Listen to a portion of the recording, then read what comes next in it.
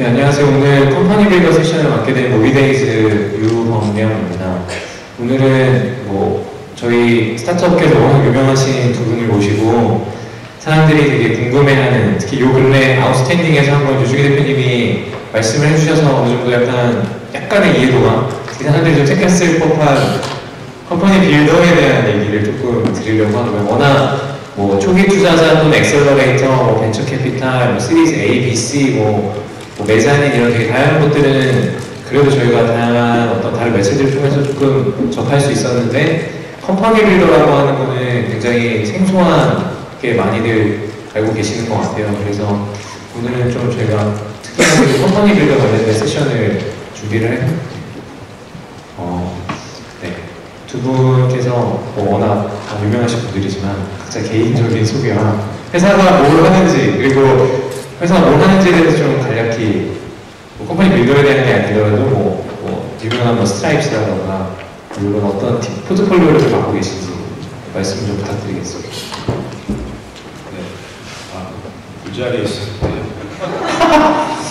이거 바로 메시지는 분야에 두탕 뛰고 있어요. 저희 회사는 2010년에 설립이 됐습니다.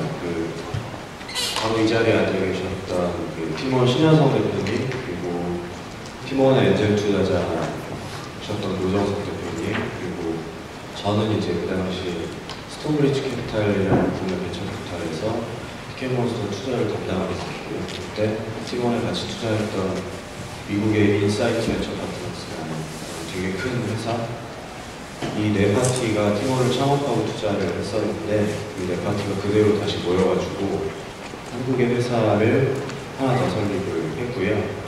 그 회사가 퍼스트트랙 아시아입니다. 그래서 저희가 시작한 다음에 옆에 나오신 유중희 대표님도 저희 회사 주주시거든요. 투자자시고.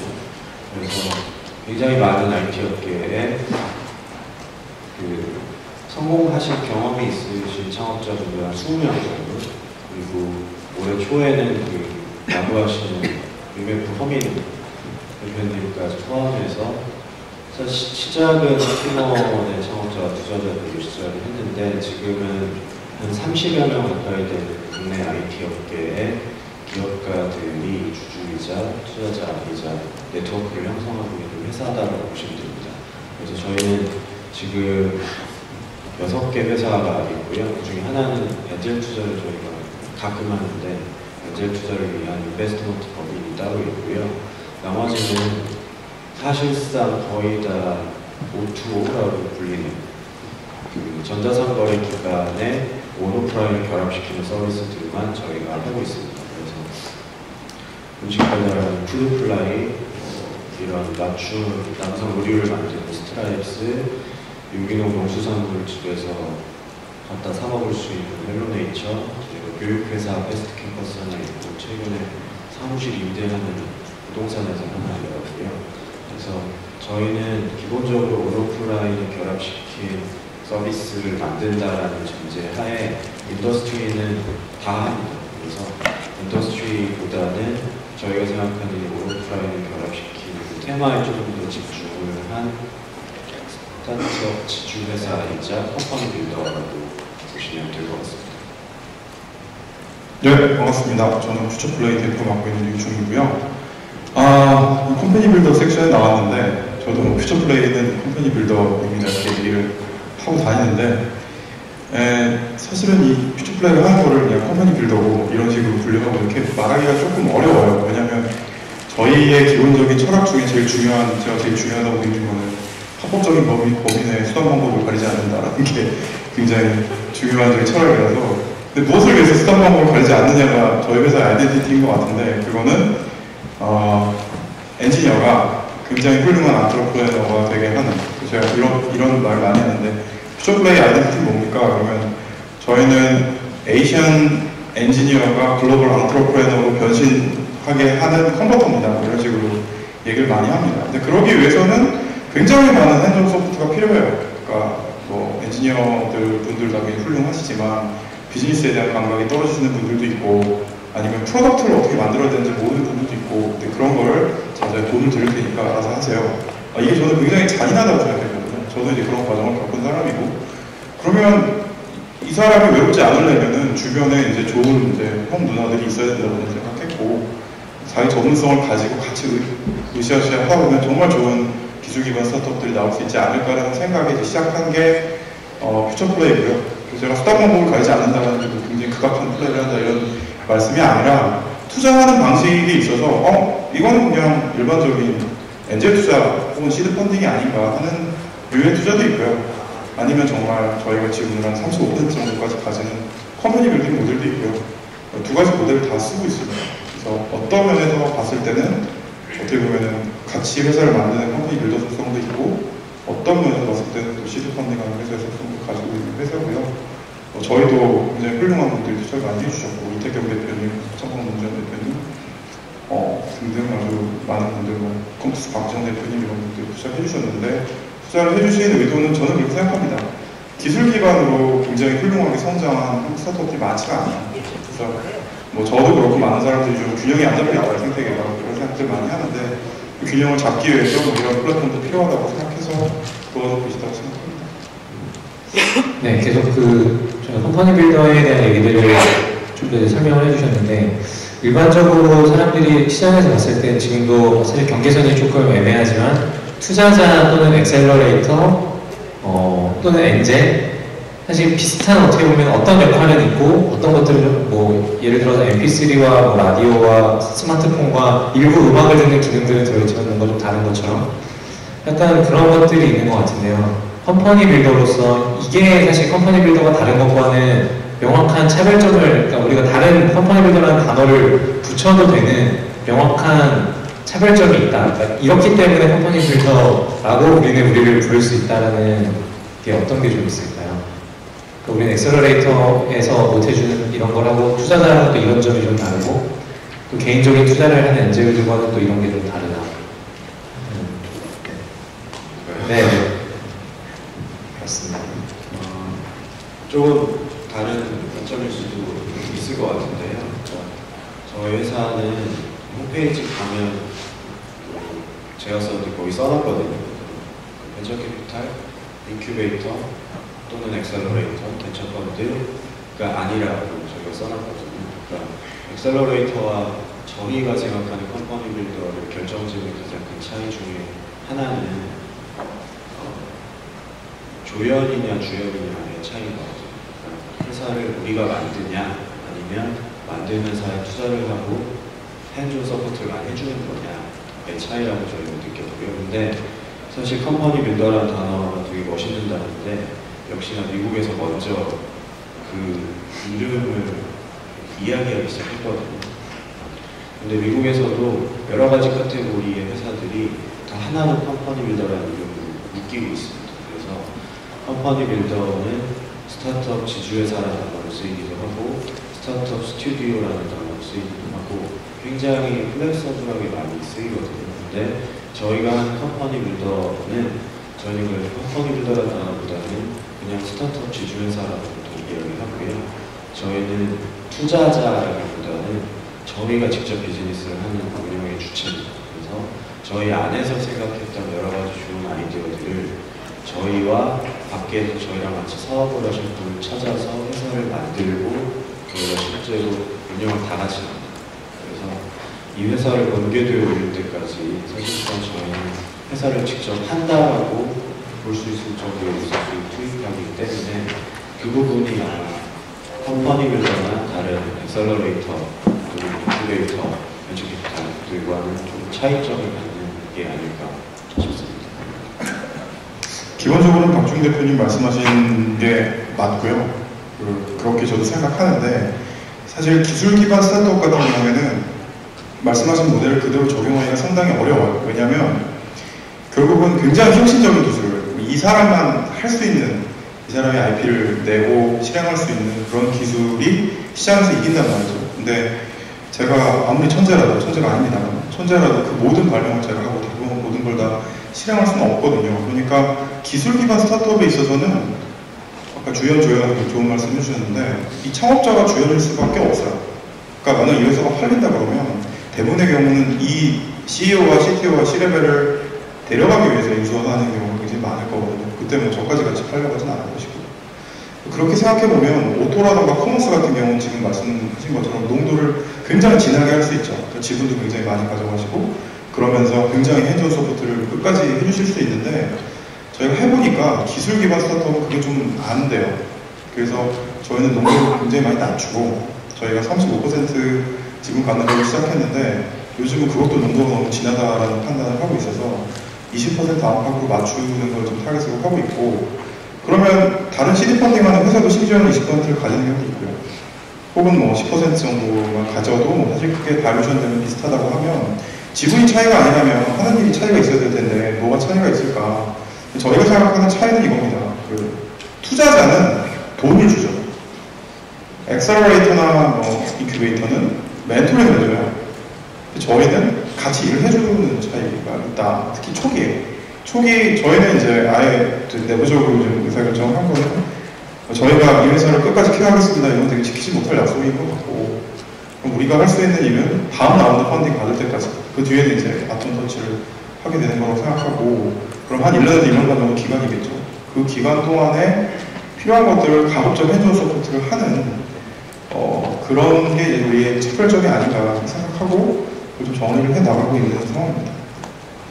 네, 두 회사가 공통적으로 갖는 것들이 있는데 그런 지분율의 비율과 어느 정도 선에서 손을 놓느냐가 어떻게 보면 약간 그 차이점은 조금 있는 것 같습니다. 근데 공이 아마 힘드신 분들은 똑같은 것들이 분명히 있었을 것 같고 또는 분명히 다른 것도 있을 것 같은데 정 대표님도 예전보다 흰머리도 훨씬 많이 생기신 거 같고 이것은 그러면 요즘에 대표님도 배가 더 많이 나오시고 예. 힘들어요. 그래서 굉장히 힘든 뭔가가 있으실 것 같은데 이 컴파니를 진짜 해보니까 이거 진짜 어렵다 약간 이런 거 정말 어렵다 한두 가지 정도만 류중 대표님부터 네, 제가 먼저 말씀드릴게요. 제가 더 늦게 시작했기 때문에 요즘 한참 그 현실을 알아가고 있어서 제가 아마 더 힘들 겁니다. 두 가지가 있어요. 요새 제가 다 힘듭니다. 다 힘든데 가장 큰 거 두 가지는 역시 관계인데요. 이제 첫째는 저희 포트폴리오 회사 대표님들하고 일본 저나 아니면 저희 한지선 파트너나 황성재 파트너나 그런 파트너들 스페셜리스트 간의 관계가 이게 뭔가 룰을 정한다고 해서 명확하게 딱 끊어지지 않아요. 그러니까 어떤 회사는 더 정이 가죠. 어떤 회사는 도와주고 싶어도 좀 뭔가 어려울 때도 있고요. 이걸 성분이 일률적으로 지분이 똑같으니까 똑같은 만큼의 핸즈 서포트를 해주겠다라고 얘기하기가 굉장히 어려워요. 또 똑같은 저희가 지원을 하고 똑같이 맹글링 된다고 해도 어떤 대표님은 이걸 굉장히 충분하다. 이 퓨처플레이는 다른 회사랑 정말 차별화되는 지원을 해주는구나라고 감사하시는 분이 있는 반면에 야 이건 내가 기대했던 것보다 너무 적은데 내가 이 지분을 주고 겨우 이 정도의 지원을 받을 거야? 이런 식의 고민을 하시는 분이 있거든요. 그래서 결국 이거는 뭐 풀리지 않는 되게 관리를 해야 되는 문제일 수도 있는데 항상 고민합니다. 왜냐면 이건 개인의 성격일 수도 있는데 저는 약간 뭐 비즈니스를 하는 사람이라기보다는 그냥 재밌는 거 하고 즐기는 속성을 가진 사람이라서 다 같이 행복하려고 이걸 하는데 뭔가 이걸 통해서 더 분명해지면 안 되잖아요. 그래서 항상 제가 걱정하고 고민하는 부분이고요. 또 하나는 이제 최근에 저희가 이제 퓨처플레이라는 회사에 펀딩을 하고 있습니다. 근데 쉽지 않아요. 왜 쉽지 않은가는 굉장히 심플한데 일반적인 투자를 어려워하는 회사들은 다 펀드를 만들죠. 그래서 그 펀드에 투자를 하게 되는데 대부분의 컴퍼니들도 주식회사거든요. 여러 가지 이유가 있습니다. 지주회사로서의 플렉서빌리티를 받기 위함도 있고 뭐 현실적인 이유는 우리나라에서 이런 투자를 위한 펀드를 만들려면 벤처 캐피탈이 돼야 되는데 벤처 캐피탈 요건이 굉장히 빡빡하기 때문에 우리가 원하는 만큼 운영비를 쓸 수가 없어요. 여러 가지 이유가 있는데 주식회사 형태로 저희가 지주회사이기도 하죠. 지분을 다 가지고 있으니까. 그러면 우리 회사의 밸류에이션은 대체 얼마냐? 그럼 이 밸류에이션이 올라가고 있다는 투자자들을 어떻게 설득해야 되느냐? 이게 그렇게 쉽지가 않아요. 특히 저희는 이번에 코퍼레이트 벤처가 알만한 국내외 훌륭한 회사들 투자를 주로 받고 저희 포트폴리오들이랑 연계하는 모델을 생각하고 있는데 개인은 잘 설득하고 뭐 가서 물면 마음이라도 움직일 수 있는데 회사는 또 그 회사 내부에 또 평가하는 기준이 있거든요. 그래서 그분들 눈으로는 퓨처플레이인데 괴물 같은 회사인 거예요. 좀 처음 보는 회사인 거죠. 팔다리가 4개가 달려있어야 되는데 얘는 7개가 달려있고 뭐 이런 외계인 같은 거죠. 그러다 보니까 그 틀 안에 이걸 좀 끼겨 넣는 작업이 지금도 진행되고 있는데 아 쉽지는 않구나 그런 생각들을 하고 있습니다. 이게 참 어려운 거죠. 어려운 거 재밌기도 합니다.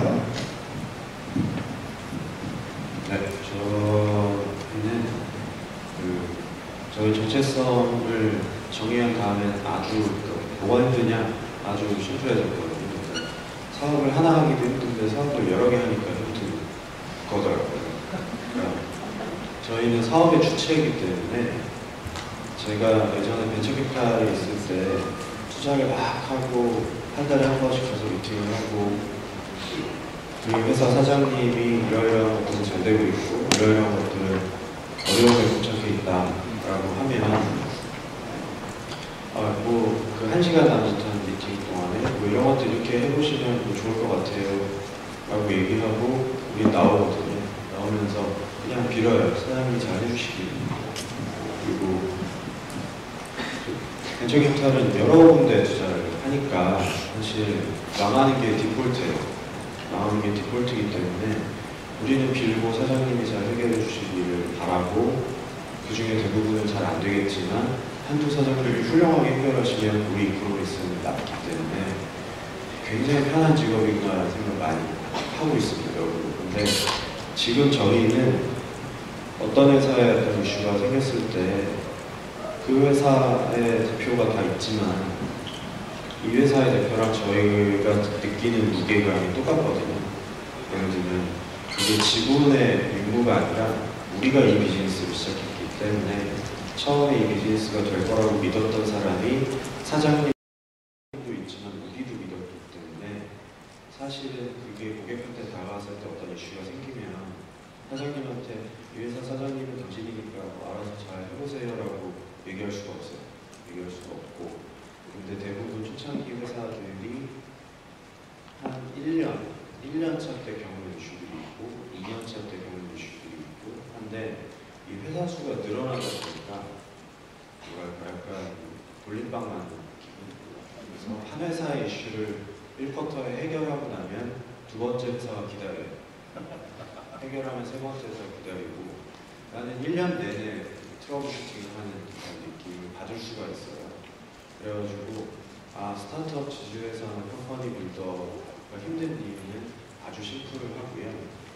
그리고 여기서 대부분의 이슈가 시작된다고 생각을 했어요. 그게 연예가고 구조가 어떻고 이런 것도 사실 바꿔서 얘기해보면 그냥 그 회사 대표에 대한 질문이거든요. 네가 사업을 여러 개 할 깜냥이 돼? 이 정도의 능력이 있어? 역량이 있어? 라는 거고 사실 그거를 최대한 많이 보여주면 구조에 대한 이슈는 많이 사라지긴 하더라고요. 근데 그걸 해결하기 위해서는 하나 하기도 힘든데 여러 개를 다 잘해야 되는 이슈가 있더라. 너무나 당연합니다. 그래서 결국에 모든 거는 일반 회사들도 똑같지만 그냥 그 사장의 부족과 영향이 귀결되는 것 같다. 그래서 내가 힘들면 내가 부족하려니 생각하고 더 잘하는 게 방법이구나라는 거를 계속 느끼고 있습니다. 네. 그리고 컴퍼니 빌더라는 말씀도 해주셨는데 한국어로는 아까 스타트업 지주회사라고 말씀 주셨는데 혹시나 또 들으시는 분들 중에 스타트업 지주회사는 아니면 저희가 지분 구조나 주식표를 그리면 이거 옐로우 모바일이잖아 라고 얘기해 주시는 분들이 왕왕 꽤 많이 계신 것 같아요. 스타트업 지주회사라고 그러면 컴퍼니 빌더를 떠올리기보다는 뭐 500볼트나 아니면 옐로우 모바일 모델을 더 많이들 사실 떠올리시게 되는 것 같고 여기서 뭔가 명확히 우리는 이게 완전 다르다. 그러니까 저희는 뭔가 완전 다른 걸 느끼지만 일반인들, 그러니까 이제 미디어를 통해서 접하는 분들 이거가 완전 다르기 때문에 우리는 좀 그쪽하고 분리해줬으면 좋겠다. 뭐 아니면 뭐 같이 가셔도 좋습니다. 같이 가셔도 좋은데 저는 다르다고 느끼고 있기 때문에 이거를 좀 어떻게 잘 설명해야 될지를 저도 잘 모르겠어서 명확히 우리는 그 얼라이언스 모델, 뭐 스타트업 지주회사라고도 말씀하시는데 옐로우 쪽에서도 무엇이 명확히 다른가에 대해서 좀 말씀 주셨으면. 저희가 좀 쉬우니까 저희부터 말씀드리면 저희가 투자회사의 경영권을 절대 갖지 않아요. 그리고 지금도 20에서 30% 정도 유지하려고 하고 있고요. 그래서 굉장히 딥하게 인게이지하는 상한선이 저희는 35%로 본 거고요. 저희는 이사회 보드십 하나 가지는 게 전부고 결국은 이건 대표님의 플레이고 대표님의 회사다. 근데 약간 플레이 코치 같은 역할을 한다라는 게 저희의 시선이라서 저희를 굳이 그렇게 지주회사처럼 보실 수도 있겠지만 그거는 지주회사가 마음에 드시는 분들은 그렇게 봐주셔도 되겠지만 보통 경영권을 안 갖는 회사에 투자를 그렇게 많이 하는 회사를 지주회사라고 보지는 않으니까 저희는 일반적인 엔젤 주식회사형 엔젤 투자 회사의 형태로 봐주시는 게 더 맞는 것 같습니다. 네, 저희는 있는 회사를 사진 않습니다.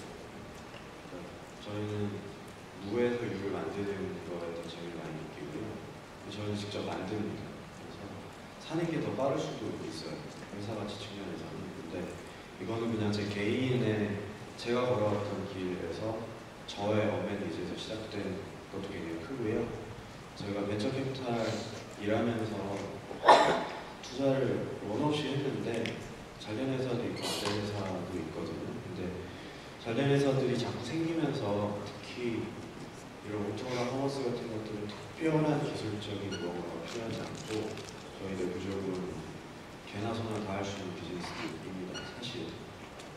그래서 이런 것들이 내가 믿었다라고 생각했던 잘 될 거라고 생각했던 아이디어들이 다른 사람들의 손에 의해서 현실화 되고 아니면 그 사람들이 잘하게끔 믿고 투자를 해주는 거 이상으로 내가 무언가 해보고 싶다라는 열망이 강했기 때문에 베스트를 시작을 한 거고요.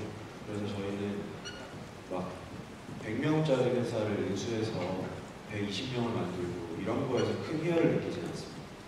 두세 명이 시작해서 우리의 첫 번째 고객, 10번째 고객, 100번째 고객을 만나는 순간에 가장 큰 희열을 느끼는 기회들로 회사가 만들어졌고 저도 그렇게 일하기 때문에 구조보다는 누가 시작했고 어떤 생각을 가지고 하고 있고 이게 그 회사들을 구분짓는 가장 큰 기준이 될 거라고 생각합니다. 네. 방금 그런 말씀하신 게 이제 개나 소나 할 수 있는 비즈니스를 이제 우리는 어쨌건 하는데 사실 스타트업들이 하는 이제 아이템들이 많이 더 대동소이해지고 있는데 스타트업 입장에서는 약간 컴퍼니 빌더를 봤을 때 약간 불공정함을 사실 느낄 수도 있을 것 같거든요. 예를 들어 처음 스타트업을 시작하는 팀은 이제 시작선이 이제 마이너스 10에서 시작을 해야 되는데 이제 워낙 훌륭하신 팀과 또 훌륭하신 투자자분들과 이런 것들을 가지고 굉장히 앞에서 시작을 할 수 있는 거잖아요. 어떻게 보면 뭐 아까 말씀주신 많은 문제점이 있겠지만 이런 게 경쟁이 있을 것 같은데 사실 뭐 생태계들을 다 생각하시는 많은 분들인데 뭐 이런 거에 대한 혹시 뭐 만약에 비판이 있을 수 있다면 뭐 그거에 대한 혹시 설명이나 네, 그런 게 있을까요? 저희 같은 경우는 뭐 투자형의 컴퍼니 빌딩도 하기 때문에 그냥 그럼 저희 회사 그냥 오셔서 투자 받으세요 이렇게 얘기를 하고요. 그냥 그런 생각이 듭니다.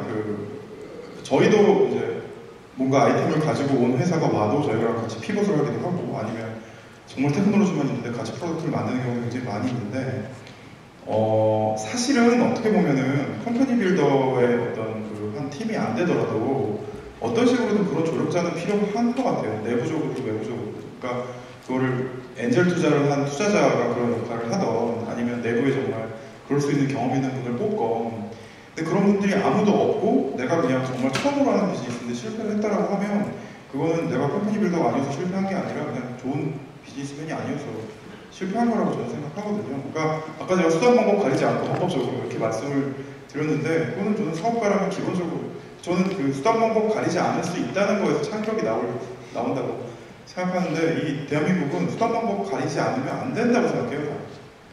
근데 아니에요. 법이라는 거는 그 법에서 정의되지 않은 거를 하라고 만든 거라고 저는 생각하거든요. 근데 대한민국 법은 좀 그런 구조는 아니죠. 막 했다가 막 잡혀가고 그렇지만 기본적으로 우리가 그렇게 믿고 살면 그렇게 세상이 바뀐다고 생각하거든요. 그래서 그런 측면에서 저는 내가 컴퍼니 빌딩 예를 들면 내가 무슨 예를 들면 스트라이프스랑 똑같은 모델로 뭔가 하려고 하는데 스트라이프스 사람들이 너무 빵빵해 너무 잘하고 있어. 그러면 그걸 어떻게 이길 수 있을까를 생각하고 뛰어넘어야지 그 사업을 할 자격이 주어진다고 생각하거든요. 그런 면에서 지금 말씀하신 건 좀 근데 대기업에서도 약간 그런 논조가 많아지 않나요? 이제 지금 되게 많이 두드려 맞고 있는 뭐 네이버나 이런 것들이 야 너희가 있는데 이제 당연히 너희가 나를 넘어야 되지 않냐. 저는 네이버가 예를 들면 윙스푼 같은 사업을 접은 거가 잘 이해가 안 가요. 그건 정말 정권에 잘 보이고 정치적으로 한 행동이 아닌가라고 저는 생각해요. 아니 다르게 생각하시잖아요. 그러니까 저는 사실 이 대한민국의 특히 스타트업 관련된 상황이 약간 웃긴 게 스타트업이란 문화는 미국에서 온 거고 굉장히 볼드한 시도를 해서 볼드한 시도하면 보통 망하죠. 그만큼 사회는 플렉서블하지 않으니까 심지어 미국도. 근데 그걸 해서 뚫고 나가는 가치를 인정해서 그 큰 가치를 인정해주는 게임이거든요. 근데 사회가 그거에 대해서 용인하지 않고 실제 본심과 행동하는 게 다른 사회에서 뚫고 나올 수 있는 시도는 많이 나오기가 되게 어려워요. 그래서 저는 예를 들면 네이버도 아니 그냥 내가 합법의 범위에서 이 사업을 해서 더군다나 윙스푼은 더 웃긴 게 윙버스라는 스타트업을 인수를 해서 우리가 그렇게 이야기하는 왜 이렇게 대기업은 인수 안 합니까의 좋은 케이스 인수를 해서 잘 키우고 있었던 상황이었는데 접어버렸어. 그 다음에 생태계가 더 좋아졌느냐 윙스푼을 능가할 수 있는 좋은 마켓 서비스가 나왔냐 물론 망고플레이트 등 좋은 회사들이 나왔지만 저는 오히려 윙스푼이 있고 망고플레이트가 경쟁을 했을 때 둘 다 더 좋아졌을 거라고 생각하거든요. 저는 예, 그 가정 자체에 동의합니다. 저희는 그 한국 시장 특수성에서 좀 생각을 많이 했었어요. 그래서 같이 시작하신 그 노정수 대표님이 항상 한국 시장에 대해서 정의하시기를 혼자 먹기 크고 둘이 먹으면 좀 작다 이런 거였는데 저희가 일단 저희는 그 게임, 그 테크 기반 그리고 트래픽 기반으로 광고를 붙여야 되는 서비스들 같은 걸 안 합니다. 저희는 철저히 마켓플레이스 기반만 하고요. 근데 저희 시간이 지나서 3, 4년 정도 되다 보니까 이 마켓플레이스 기반의 비즈니스를 어떻게 해야 되는지는 저희가 잘 아는 것 같아요. 그래서 사실 저희는 이 시작한 다음에 모든 마켓플레이스 비즈니스는 거기서 뭘 팔건 뭘 연결하건 본질은 다 똑같거든요. 그러다 보니까 와서 할 일은 어차피 정해져 있습니다. 그래서 저희 내부에는 저희 플레이북이라고 불릴 수 있을 만한 것들이 체화돼서 있다 보니까 여러 가지 종류의 생태계 플레이들이 있지만 그냥 저희는 저희가 잘할 수 있는 영역을 저희만의 방식으로 하게 되고요.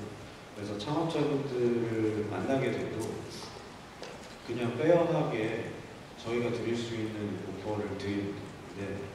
예를 들어서 저희는 저희가 투자했던 것 중에 가장 상업적으로 성공한 게 팀원이랑 배달의 민족이거든요. 누구나 다 할 수 있는 비즈니스입니다. 근데 이 비즈니스는 돈이 되게 중요해요. 그리고 빨리 하는 게 되게 중요하거든요. 근데 예를 들어서 내가 그냥 친구 3명이랑 창업하면 소셜 커머스 초창기에 수백 개 업체들이 난립했던 것처럼 5천만 원, 3천만 원 이렇게 시작합니다. 근데 예를 들어서 저희는 처음에 시작할 때 5억, 10억 이렇게 처음에 받고 시작하거든요. 그러니까 5천만 원으로 시작해서 오토나 전자상거래 비즈니스를 1년 정도 또 있다가 시드 펀딩 1에서 3억 정도 또 유치하고 또 있다가 10억 받고 막 이런 패스 말고 그냥 우리 이거 하자 라고 시작한 다음에 저희가 그냥 5억이고 10억이고 통장에 먼저 뽑고 그거 가지고 할 수 있는 대부분의 시도를 보통 합니다. 그리고 두 번째는 이 저희가 제가 투자자로서의 경험이 있어서 그런지 티몬이나 배달의 민족 유해 비즈니스는 아주 평범한 비즈니스이기 때문에 장기적인 관점으로 사업을 경영하는 팀이 결국 이긴다라고 해요. 그래서 장기적인 관점으로 회사를 운영하려면 만기가 있는 펀드면 안 된다라는 생각을 가지고 있었거든요. 그래서 저희는 저희가 주주를 모실 때도 가급적이면 만기가 없는 분들 중심으로 많이 선택을 했고 따라서 저희가 창업자들에게 제공하는 투자금, 여러분들 자금은 만기가 없습니다. 저희는 팔 생각도 별로 없고 저희가 만들었던 회사가 벤처캐피탈들의 투자를 받으면서 기존 벤처캐피탈 주식을 저희가 사주기도 하거든요. 그래서 저희는 창업자들이 어떻게 하면 장기적인 관점에서 회사를 경영할 수 있을 것인가에 초점을 많이 맞춰가지고 이것이 가장 잘 통할 수 있을 만한 영역을 선택해서 거기에 이제 집중하고요. 이거의 가장 큰 원인은 사실 저희랑 같이 회사 하시는 분들은 첫 번째 창업입니다. 그래서 이미 성공 경험이 있으신 분들은 그냥 하시면 되고요. 저희는 첫 번째 창업을 저희랑 해서 크기는 상관없어요. 3억이건 30억이건 300억이건 회사 가치로서 환산되는 크기는 상관없이 그 창업이 성공으로 매조지 지어줄 수 있는 게 굉장히 중요하다라고 생각해서 이 세 가지 정도의 면을 고려해가지고 지금의 구조를 짜서 생태계에서는 저희 나름의 역할을 하고 있다라고 생각하시면 될 것 같습니다. 네. 지금 또 계속 주신 말씀들을 들어보면 자금에 대한 내용들이 또 많이 나왔던 것 같아요. 근데 반대로 또 많이 나왔던 얘기가 창업자 또는 파트너들 얘기를 좀 해주셨는데 아무래도 이게 VC나 엔젤들이 보는 것보다 또 다른 관점에서의 사람을 더 봐야 되는 거잖아요. 창업자 또는 파트너를. 이게 말씀 주신 것처럼 아예 들어가서 같이 일을 해야 되는 공동 창업자를 사실 보는 관점에 더 가까울 수밖에 없을 것 같은데 그 분들을 보실 때 어떤 것들을 가장 이렇게 주의 깊게 보시는지 물론 그 회사마다 성향이 다르고 색깔이 다르기 때문에 다르겠지만 우리는 이런 비즈니스맨 또는 이런 같이 할 창업자 또는 파트너를 주요하게 본다. 네, 어떤 특징이 좀 있을까요? 저희가 최근에 탱컵이라는 저희 그 인큐베이팅 프로그램이 있거든요. 탱컵 프로그램 2기를 뽑았는데 일단은 저희는 기술을 굉장히 중요하게 봅니다. 그러니까 그 기술이 저희는 그러니까 많은 분들이 이제 창업자의 자질을 얘기하시잖아요. 근데 저희 당연히 창업자의 자질은 중요하다고 생각하는데 약간 그 우리가 소위 말하는 창업자의 자질에 여러 가지 측면이 있는데 몇 개가 좀 부족하시더라도 테크놀로지가 압도적이면 저는 성공할 수 있다는 걸 되게 보여주고 싶어요. 그러니까 때로는 이제 약간 그런 자기 검열을 하거든요. 자기가 시험을 보는 거죠. 이렇게 컬럼 같은 걸 보고 창업가는 굉장히 이렇게 뭐랄까 사회에 친화적이어야 되고 뭐 주변에 친구도 많아야 되고 뭔가 결정을 해야 되고 여러 얘기들 사람들이 합니다. 그걸 다 모아놓으면 한 100개 정도의 조건이 나오는데 난 그 중에 한두 개가 안 되니까 난 그냥 엔지니어로 살아야겠구나. 뭐 이런 얘기를 너무 많이 들어가지고 그런 거 필요 없고 정말 세계를 깜짝 놀라게 할 기술이 있으면 너 그런 거 충분히 커버해줄 수 있는 좋은 부분을 만날 수 있어 라고 평소에 얘기를 제가 하거든요. 그래서 저는 오히려 이제 그런 창업자에서의 기준을 좀 많이 덜어보고 정말 이분이 뭘 갖고 있는가를 더 보려고 노력을 하고요. 제가 요즘 발견한 거는 사람을 모으거나 아니면 팀을 결속시키는 방법이 굉장히 다변화된 것 같아요. 그러니까 사회가 다변화되면서 예를 들면 이분이 굉장히 샤이한 분이고 뭐 이런 컨퍼런스에 나가서 마이크 잡는 것도 두려워하시는 분인데 오덕계 왕이야. 진성 오덕인 거죠. 그래서 오덕계 사람들은 이 사람을 다 존경해. 실물을 본 적이 없어. 근데 저는 그런 분들은 오덕만 직원으로 뽑아가지고 시작하면서 성공할 수 있다고 안녕하십니까는 뭐 이러면서 성공할 수 있다고 생각하거든요. 그러니까 그분한테 많은 방법을 찾아드리는 게 저희의 임무라고 생각하지 저는 어느 순간부터 이 사람을 평가하려고 잘 안 하게 된 것 같아요. 오히려 더 이렇게 계량적인 걸 더 보게 된 것 같습니다. 저희는 세 가지를 보는데요. 첫 번째는 나이. 저희가 몇 세 미만 뭐 이런 걸 볼 건 아닌데 젊은 분들 좀 선호합니다. 왜냐하면 적당히 기준이 뭔가요? 몇 세니까 아니라 외모인가요? 35세 이하 그렇죠. 20대 후반에서 30대 초중반 정도를 선호해요. 왜냐면 그냥 물리적으로 일하는 시간이 많을 수 있는 것도 되게 중요하긴 한데 그것도 되게 중요한 팩트이고요. 왜냐면 저희가 하는 동안 대단히 기발한 이런 건 아니거든요. 더 열심히 하면 프로젝트 서비스보다 더 잘할 수 있고 오늘 고객한테 더 많이 연락해서 더 많이 고객의 이야기를 들으면 그 회사 결국 이깁니다. 뭐 그런 이유 때문이기도 한데 또 한 축의 이유는 경험이 좀 많으면 본인의 경험으로 인해서 내가 그거는 한 10년 해봐서 아는데 그건 이래 저건 이래서 안 돼 라는 얘기를 많이 하실 것 같아요. 확률적으로.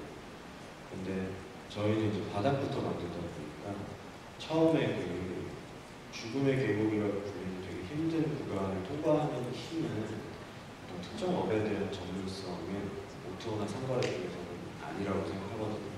그러니까 이 공동 창업자들이나 처음에 회사를 같이 시작하는 핵심 멤버들이 와 하면서 올라가는 그 에너지 레벨을 결국 그 구간을 통과시키게 만들기 때문에 그런 측면에서 나열이고요. 두 번째는 영어로 얘기하면 이제 허슬러 스타일이다. 저희는 오늘과 내일을 다른 사람을 선호합니다. 왜냐면 저희가 어떤 회사를 시작할 때 사업계획서 같은 거 안 쓰고 시작하거든요. 저랑 같이 이런 비즈니스 하면 좋겠다라고 생각하는 분이랑 이야기하고 다음날부터 바로 시작해요. 스트라이프 시작할 때 이런 거 하면 되게 괜찮겠다. 두 가지만 검증해보자 라고 하고 그 다음에 바로 공장 찾아다니는 거거든요. 그래서 저희는 발로 뛰는 거에서 그 사람이 습득한 경험과 노하우를 최우선이라고 생각하기 때문에 실제로 나가가지고 발로 뛰면서 오늘과 내일 다른 이야기와 경험을 이야기해 주실 수 있는 아까 바꿔서 얘기하면 실행력이 뛰어난 선호합니다. 마지막은 그 장기적인 관점에서 회사를 운영하기 위해서는 그 사람의 모티베이션이 되게 중요한데 저는 그 모티베이션이라는 게 인센티브, 지분 이런 것도 되게 중요하지만 그 사람의 아주 개인적인 히스토리에서 많이 나온다고 생각해요. 그래서 예전에 내가 회사를 했건 하지 않았건 실패의 경험이 있거나 그것으로 말미암아 내가 어떤 결핍이 있거나 열등감을 느끼거나 해서 그런 것들이 해소되기 전까지는 그 사람이 열심히 일할 것이다 라고 믿는 편이거든요. 그래서 사람들을 만났을 때 당신이 어떤 회사에서 어떤 일을 했고 이런 것들을 잘 물어보지는 않고요. 조금 더 개인적인 히스토리들을 물어보고 이야기를 나누면서 공감대를 형성하고 그걸 통해서 그 사람과 우리가 같이 할 만한 핏이 맞는구나 아니냐를 보통 판단하고 젊고 빡세고 사연 있는 분을 체험하시는 유범용 대표님이네. 요즘 에너지 레벨이 떨어져서 사연 있는. 네, 사연이 있고 그렇습니다. 그리고 이제 아까 말씀 주신 이제 컴퍼니 빌더도 투자를 받아야 할 거잖아요. 이 국내에 많은 액수 투자를 받으셨고 또 투자를 준비하고 계신데 투자자분들이 또 많이 여기 그런 LP나 투자를 해주실 분들이 혹시 있을지도 모르니까 그러면 나중에 그 투자자분들이 투자를 해주시잖아요. 특히 만기도 없어요. 여기는 망하면 이제 같이 망하는 건데 이제 엑시스는 어떻게 해주실 겁니까? 저희는 교과서적인 엑시 방법이 있죠. 배당입니다. 그래서 예를 들면 회사 하나가 정말 큰 가치로 엑시스를 하면 저희 그 매출로 잡히거든요. 그러다 그걸 오펙스를 몇 년치를 제하고 다 배당으로 나눠드리는 모델 대부분 미국도 그렇고 컴퍼니 빌더들 주식회사는 그렇게 운영되고 있어요. 근데 문제는 이제 그러면 배당을 한다는 건 당연히 믿으시지만 배당을 할 정도로 큰 엑시스 나오느냐 이게 다시 또 얘기로 돌아오게 되죠. 그 다음에 이제 개인 주주 같은 경우는 배당으로 했을 때 국내 같은 경우 세금이 워낙 높다 보니까 이 수익 타산이 맞느냐 이런 질문들을 하시게 되고 그 세금 부분은 지금 정부가 엑셀러레이터 법을 제정을 하고 있어요. 그래서 거기 적용이 되면 많은 부분 해결이 될 거라고 보여지고요. 사실은 그 배당으로 수익이 날 정도로 좋은 엑시스를 할 수 있을 것이냐는 건 결국 컴퍼니 빌더의 역량이고 그럼 남는 건 뭐냐면 주식회사형이기 때문에 투자를 할 때 회사 기업 밸류에이션이 계속 올라가거든요.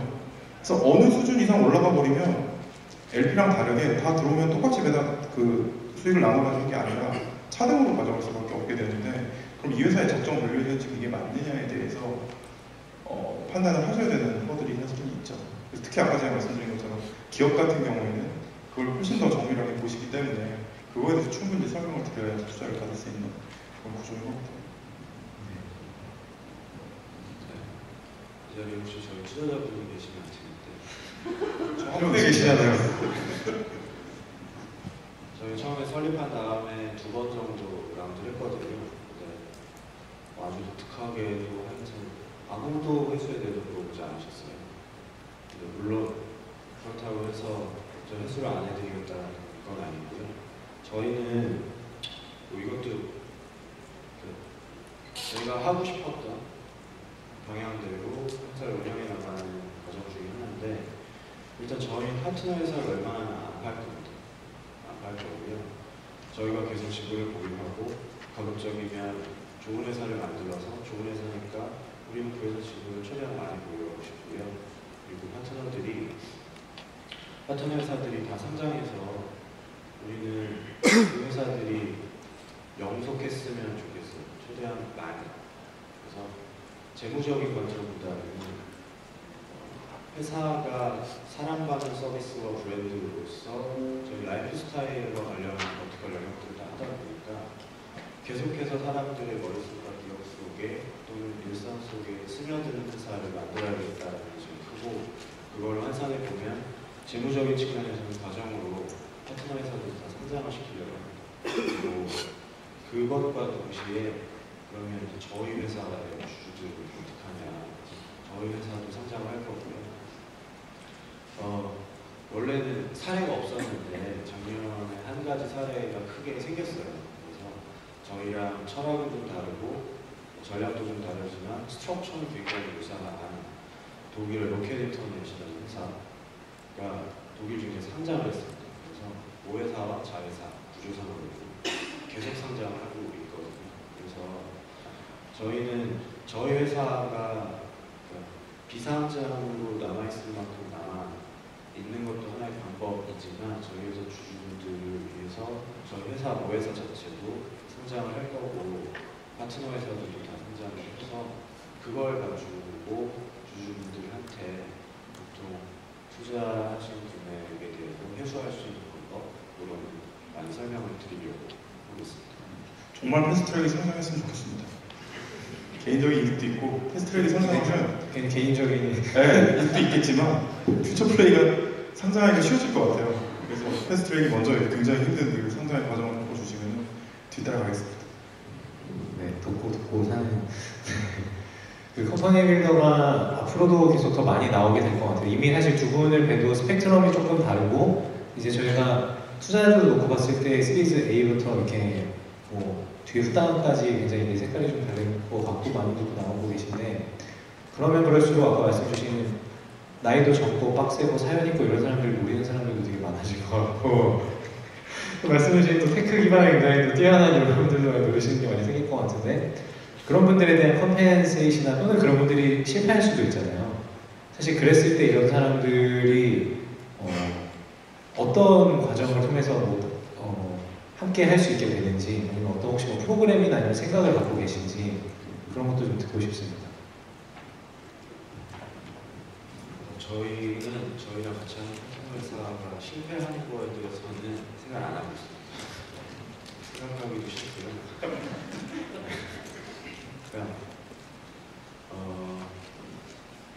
그러니까 저희가 하다 보면 사실 저희가 줄 수 있는 가장 큰 메리트 중에 하나이기도 한데 저희가 같이 만들었던 회사의 포텐셜에 대해서 가장 끝까지 믿어주는 사람이 저희가 될 거거든요.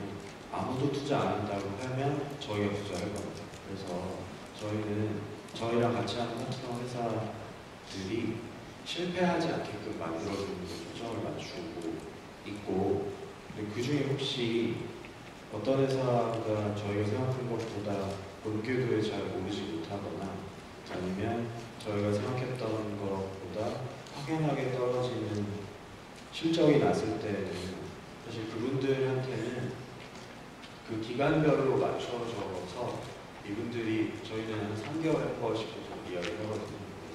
3개월에 한 번씩 사실 파트너 회사분들의 경영진들의 연봉과 주식 등을 포함한 컴펜세이션이 계속 논의가 됩니다. 그래서 그거에 맞춰가지고 지금까지 하신 부분들에 대한 기여분을 잘 정리해 드리려고 해요. 그리고 사실 실패라는 거는 저희는 하나의 테마를 가지고 회사를 운영하기 때문에 사실 대부분의 실패가 발생하는 거는 타이밍과 돈 때문이거든요. 그래서 저희는 어떤 회사가 실패했을 때 그 회사가 경영진이 정말 뭘 잘못해서 또는 애초에 돈이 안 되는 시장에 들어가서 실패하는 경우는 많지 않고 이 회사가 3년만 더 버텼더라면 성공했을 텐데 이 케이스가 대부분이에요. 그래서 저희는 구조적으로 어떻게 하면 이 회사가 그 3년 또는 5년을 버틸 수 있을까에 대해서 우리가 구조적으로 제공해 줄 수 있는 자금 측면뿐만 아니라 저희가 거의 매일 이야기하기 때문에 이 회사가 어떤 상황에 놓여 있는지에 대한 징후를 제일 빨리 파악하는 게 되게 중요한 거예요. 그랬을 때 과거에 유사한 회사들을 여러 개 만들어 본 경험을 가지고 트러블 슈팅을 확실하게 매일 지켜주는 것, 뭐 이런 것들을 통해서 실패했을 때 어떻게 하자보다는 실패할 가능성을 최대한 빨리 캐치하고 애초에 처음에 시작할 때부터 실패했을 때에도 어느 정도의 기간을 잘 버텨낼 수 있는지에 대해서 미리 생각하고 실제로 그 이벤트가 발생했을 때 그거를 과감하게 실행을 해주고 하는 것들에 조금 더 중점을 두고 있습니다. 매력적인 예비 창업가 혹은 좋은 회사를 찾는 건 항상 고민이죠. 근데 저는 뭐 어느 정도 결론이 있는데 그냥 저희가 잘하는 게 되게 중요한 것 같아요. 잘한다는 거에 정의는 뭐냐면 사람들이 다 꾸는 꿈이 있거든요. 특히 기술 기반 스타트업을 하는 분들의 꿈은 정말 실리콘밸리에 있는 여러 회사들하고 어깨를 겨루면서 글로벌리 그 회사가 교훈해서 탑이라는 얘기를 듣고 굉장히 성공적인 엑시스를 하는 그런 분들을 다 꾸실 거예요. 근데 현실은 나는 영어 한마디 잘 못한다. 뭐 이런 상황들이 다 있거든요. 근데 저는 예를 들면 심지어 뭐 대표이사가 영어를 잘 못한다고 해도 충분히 그런 글로벌 플레이 할 수 있다고 믿고 저도 영어 잘 못합니다. 그래서 그런 것들을 현실화를 저희가 많이 시키면 똑같은 꿈을 꾸시는 분들이 당연히 저희를 찾아오실 거라고 생각해요. 그러니까 수많은 회사들이 나도 같이 그 꿈을 꿀 수 있고 실행할 수 있다고 얘기하지만 어떤 회사는 이미 그걸 해낸 회사가 있고 어떤 회사는 그걸 하고 싶어하는 회사가 있다면 이왕이면 해낸 회사 쪽으로 가지 않을까. 그래서 그냥 저희가 그런 되게 큰 꿈과 큰 가설을 가지고 열심히 실행해서 그걸 시장에서 실제로 증명을 하면 좋은 분들은 저희를 찾아오지 않을까라는 좀 나이브한 생각이 있고 이런 생각만으로 못 먹고 살기 때문에 저희와 이제 저희 파트너들이 갖고 있는 강점 중에 하나는 산업계 경험도 있고 스타트업 경험도 있고 엣지 경험도 있지만 또 아카데미아의 경험도 굉장히 많이 있어요. 그래서 각 대학이나 대학원에 이제 연구실에 있는 분들하고 더 많이 뵙고 그러니까 이거 약간 좀 여러 가지 저희 내부적으로 좀 고민이 많은데 굉장히 창업하고 싶어하는 분을 도와드리는 건 당연한 것 같고요. 때로는 이런 경우가 있어요. 정말 보물을 손에 쥐고 있는데 이 사람은 스타트업이라는 단어도 몰라요. 근데 이런 분을 설득해서 창업시키는 게 맞느냐? 이 사람 인생을 우리가 바꿔도 되느냐? 근데 너무 그거를 하고 싶은 경우가 있거든요. 이 테크놀로지는 정말 빨리 연구실을 탈출해가지고 시장에 나와가지고 등글어야 되는 테크놀로지 이런 걸 발견했을 때 흥분하기도 하는데 그런 고민들 하면서 그 스타트업이라는 그림의 외연을 좀 넓히는 그것도 저희가 좀 해야 될 일이라고 생각하고 있습니다. 네, 이제 시간이 거의 다 돼서 사실 컴퍼니 빌더라는 게 앞으로도 여전히 좀 한동안은 계속 생소할 것 같아요. 이게 계속 생소할 것 같고 너희의 정체를 계속 뭐냐라는 과정을 계속 물어볼 것 같고 저희 뭐 모비데이즈도 모비데이즈 벤처스라는 이런 컴퍼니 빌딩 사업에 손을 대려고 하는데 주신 말씀들이 아직 저희는 이제 막 시작을 하기 때문에 아직 많이 와닿지는 않지만 네, 아마 굉장히 그런 스펙트럼이 다양한 회사들이 나오게 될 것 같고 마지막으로 이제 뭐 그 끝으로 뭐 인사 겸 또는 뭐 내년에 이제 연말도 되가니 내년에 저희 회사는 내년 이런 걸 할 겁니다. 뭐 이런 계획들 뭐 올해까지 몇 개 회사를 했는데 내년에 뭘 어떻게 하겠다. 뭐 이런 나름의 포부 부탁드립니다.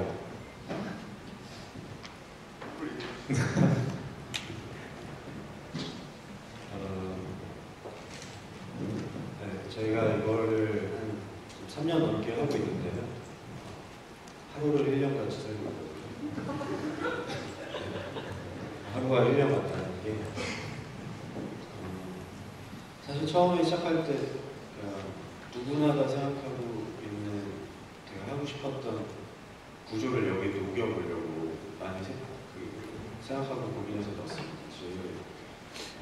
예를 들면 내가 매년 한두 개의 새로운 사업을 생각만 하는 게 아니라 실제로 실행을 할 수 있는 그리고 실행을 하는데 몇 천만 원 들고 좀 빡빡하게 하는 거 말고 처음에 여러 가지 시도할 수 있는 정도의 여유 있는 자금을 가지고 매년 새로운 시도를 무언가 해볼 수 있다면 얼마나 좋을까. 이거야말로 평생 직장 아니겠느냐라는 생각을 가지고 시작했고 그 이면은 아까 말씀드린 것처럼 분기별로 회사들 돌림방 받듯이 트러블 슈팅하는 거에 연습을 했는데 해보니까 이게 1년 364일은 힘들더라고요.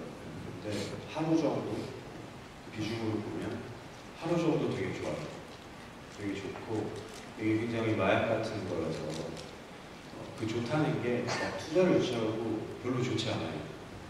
그거는 그냥 무게감이 올라가는 거라서 부담이 더 되고 사실은 B2C 비즈니스를 대부분 하고 있다 보니까 고객들의 피드백을 들을 때 굉장히 좋아요. 굉장히 좋고 저희는 되게 여러 가지 비즈니스를 같이 돌리다 보니까 점점 저희가 하는 비즈니스들이 막 눈에 보일 때 옛날에는 푸드플라이 하늘색 오토바이가 강남구 논현동에만 보였는데 지금은 막 서초구가도 보이고 광배동가도 보일 때 이럴 때 굉장히 희열이 있거든요. 그러니까 저는 그냥 아주 루틴하게 그냥 이 시도를 계속 해갑니다. 매년 1개에서 2개 정도 되는 저희가 생각할 때 굉장히 재밌고 신선하고 가능성이 있는 아이디어를 저희가 직접 손에 걸어붙이고 하나하나 실행을 해나가는 일을 계속 할 거고요. 이 결과가 뭐 어떻게 될지는 모르겠지만 저희는 과정의 중요성과 과정의 즐거움이 결과를 많이 상쇄한다고 생각해요. 그래서 이 시도를 하는 거에 그 과정상의 즐거움을 더욱더 많이 느끼고 체험할 수 있도록 계속해서 가던 길을 쭉 가려고 합니다. 그래서 내년이라고 해서 특별히 달라지는 건 없습니다. 그냥 내년에도 새로운 사업을 한두 개 더 하려고 하고 있습니다.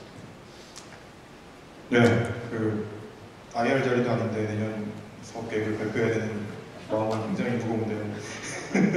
말씀하신 것처럼 이 그 환경 자체가 굉장히 매일매일 자고 일어나고 변해 있어요. 그리고 그만큼 더 좋은 또 스타트업들도 많이 나오고 있고, 그 다음에 뭐 좋은 스타트업 지원책들도 나오고 있고 한데, 그냥 요새는 그런 생각을 되게 많이 합니다. 그러니까 저희가 작년 한 4월부터 본격적으로 이 업을 시작을 했는데, 지금까지 운이 굉장히 좋았다는 생각을 해요. 여러 가지 특히 한국의 정부의 지원이라던가 분위기라던가 이런 것들이 자연스럽게 저희를 어떻게 보면 긍정적인 영향을 주는 쪽으로 왔고, 저희도 그런 걸 잘 활용했다고 하면 내년에는 저희가 좀 여러 가지 챌린지를 이겨내는 모습을 보여야 되지 않을까. 예를 들면 그런 뭔가 환경 없이도 정말 내가 삼성전자에 계속 있을 것인가, 아니면 그만두고 퓨처플레이에서 창업할 것인가를 심각하게 고민하는 게 어떤 트렌드가 되게 만들어야 된다는 생각이 있고요. 또 하나는 이게 회사 만들 때 참 신나거든요. 근데 그 회사가 이제 펀딩을 받을 때, 혹은 제품을 출시할 때, 뭐 이런 여러 가지 고통스러운 상황을 겪을 때 굉장히 힘들어요. 근데 그런 거에서부터 좀 굳은살이 바뀌어서 저희도 굉장히 부러운 게, 저희는 어떤 시스템이 있다고 말씀하셨는데, 그런 거를 기술 기업을 위한 그런 어떤 매뉴얼 같은 걸 저희가 내부적으로 만드는 체계 있는 회사가 되는 게 꼭 필요할 것 같고요. 이게 모두 사이클이 있고, 제가 뭐 실리콘밸리나 일본 쪽에 있는 친구들하고 얘기를 해보면 내년에는 계속 업사이드만 있지는 않을 것 같아요, 여러 가지. 그러니까 우리나라도 이제 내년에 모태펀드가 줄 것 같고요. 그래서 지금까지 굉장히 계속 특히 한국에서는 이제 좋은 방향으로만 가던 환경이 내년에는 조금 추워질 수도 있겠다는 생각을 하고 있고, 그때 결국은 그걸 뚫고 나오는 본질은 저는 핵심 가치. 그게 이제 각 업종에 따라 다르겠지만 저희는 그 개인 혹은 팀이 갖고 있는 전 세계에 없는 뭔가, 근데 그걸 가진 팀을 더 많이 뽑아서 뭐 상황과 상관없이 뚫고 나가서 글로벌하게 성공하는 모습 보이는 사례를 더 많이 만들려고 합니다. 네, 그 부전 질문도 많이 드렸는데 성실히 답변해 주셔서 감사드리고요. 네, 장시간 공청해 주셔서 감사합니다. 네, 감사합니다.